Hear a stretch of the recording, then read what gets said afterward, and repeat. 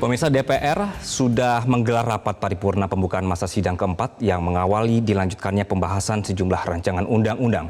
Informasi selengkapnya kita bergabung dengan Marcella Tumondo langsung dari DPR RI Senayan, Jakarta. Marcel, selamat siang. Apa saja poin yang disampaikan oleh pimpinan DPR RI dalam rapat paripurna hari ini?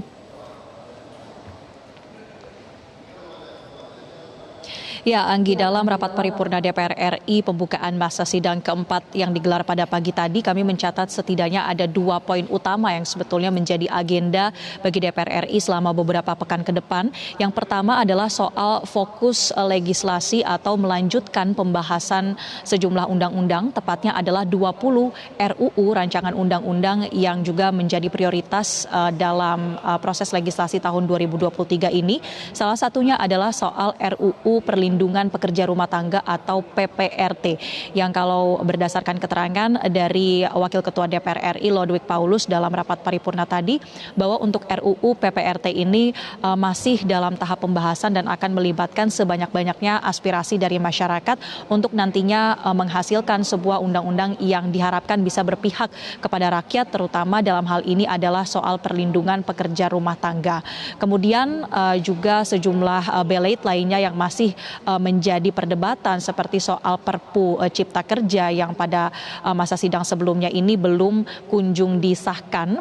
Targetnya di masa sidang saat ini peraturan pemerintah pengganti undang-undang khususnya Perpu Cipta Kerja dapat disahkan di tingkat 2 atau di tingkat paripurna, karena sebelumnya sudah dilakukan pengesahan di tingkat pertama atau di Badan Legislasi, dan targetnya di masa sidang kali ini dapat disahkan di rapat paripurna setelah surpresnya ini sudah diterima oleh DPR RI pada tahun lalu.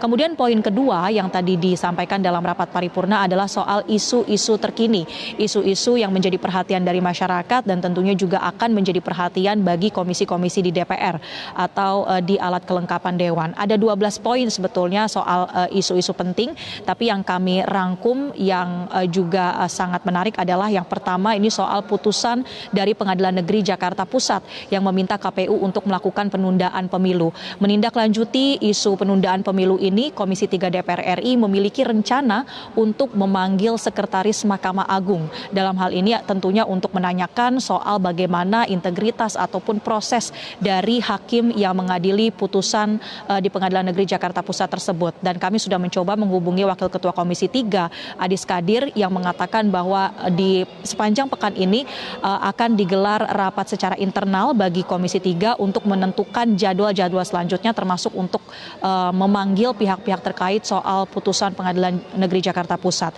Poin isu yang kedua adalah soal kebakaran depo Pertamina di Pelumpang. Nah, ini juga menjadi perhatian dari DPR, dan kalau kita lihat di agenda DPR RI hari ini pukul 15.30 Komisi 6 DPR RI akan mengadakan rapat dengar pendapat bersama dengan Dirut PT Pertamina. Kami masih akan terus memantau ataupun mengonfirmasi apakah nantinya akan ada pembahasan soal kebakaran depo Pertamina Pelumpang atau kemudian bagaimana rencana soal relokasi-relokasi yang saat ini juga masih dalam proses pembahasan ataupun perdebatan.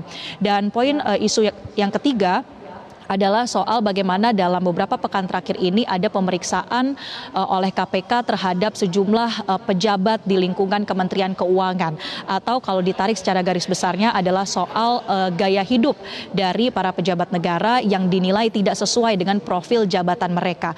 Hal itu tetap menjadi perhatian juga dari pihak DPR RI, yang mana mereka berharap bahwa dengan dilakukannya sejumlah pemeriksaan beberapa waktu kebelakang ini atau semakin tingginya pengawasan dari masyarakat, ini dapat menjadi momentum bagi kelembagaan negara ataupun institusi negara untuk bisa memperkuat integritas bagi para ASN atau tepatnya adalah para pejabat yang saat ini tengah menjadi perhatian dari publik. Itu tadi poin yang disampaikan. Anggi, kami kembalikan ke Anda di studio. Baik, Marcel, begitu banyak ternyata ya PR-PR dari mereka ini. Oke, tapi satu pertanyaan kita semua terkait Perpu Pemilu, Marcel. Ini kapan pembahasannya dilanjutkan?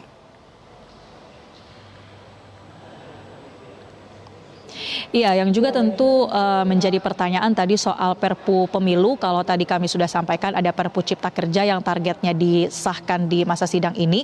Pertanyaannya kalau Perpu Pemilu ternyata dari informasi yang kami terima, bahkan Perpu Pemilu ini juga belum disahkan di tahap atau di tingkat pertama. Dan kami sudah mengonfirmasi kepada Ketua Komisi 2 DPR RI, Ahmad Doli Kurnia, bahwa di minggu ini Komisi 2 DPR baru akan membahas soal Perpu Pemilu, yang mana surpres sudah diterima oleh pihak DPR RI di bulan Desember 2022 kemarin, yang beberapa inti atau poin dari Perpu ini adalah mengakomodir adanya perubahan dapil ataupun perubahan jumlah kursi di DPR menjadi 580 kursi, dikarenakan tentunya ada perluasan dari daerah otonomi baru seperti di Papua begitu. Nah, ini tentunya perlu adanya kesepakatan di tingkat pertama dulu sebelum nantinya disahkan menjadi undang-undang di rapat paripurna DPR RI.